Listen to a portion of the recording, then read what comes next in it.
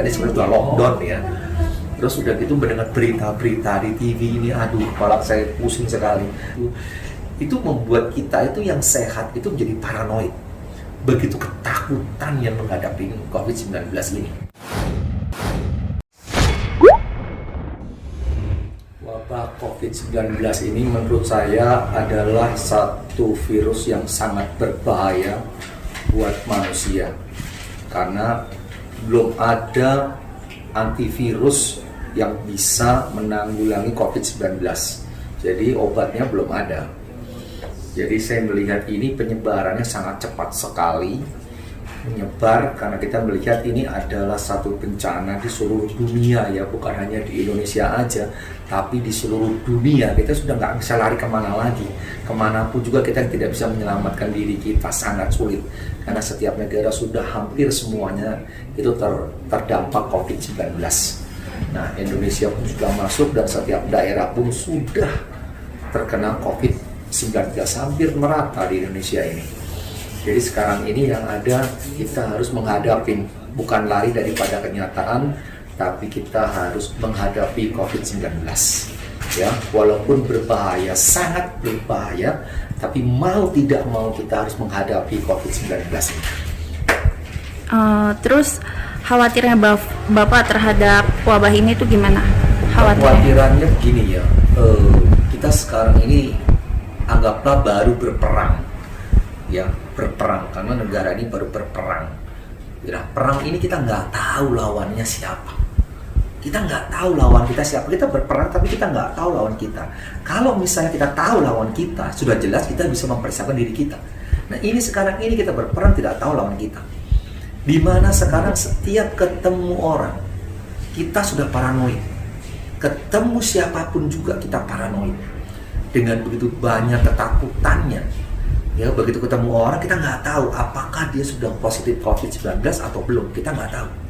Ya, jadi sekarang ini yang ada adalah bagaimana caranya kita bisa melindungi diri kita sendiri dengan berbagai macam cara. Ya, jadi kalau kita tidak bisa melindungi kita sendiri dan keluarga kita, itu akan sangat berbahaya.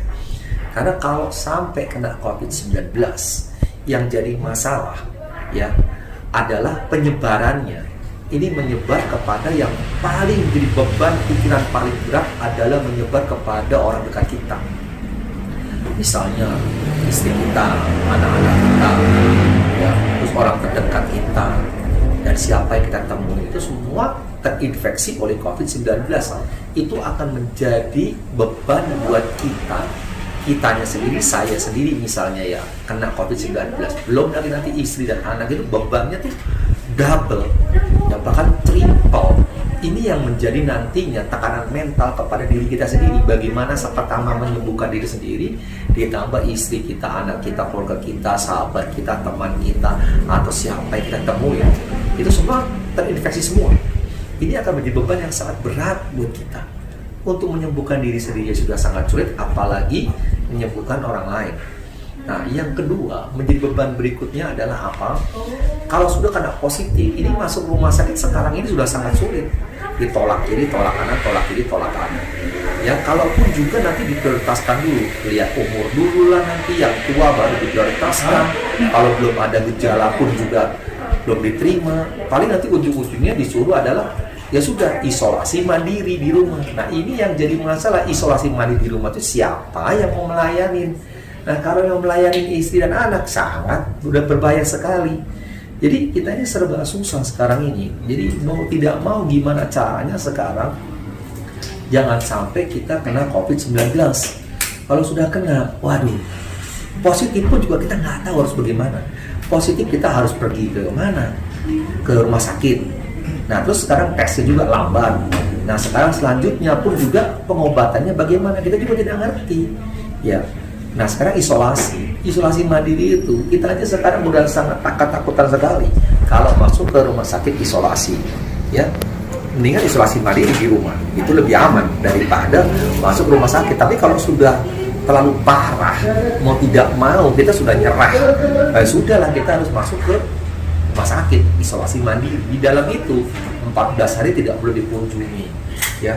Dan itu juga perawatnya pun, dokternya pun juga terbatas, nggak bisa apa yang kita minta dia datang karena APD sangat mahal tuh Mas ke situ kan.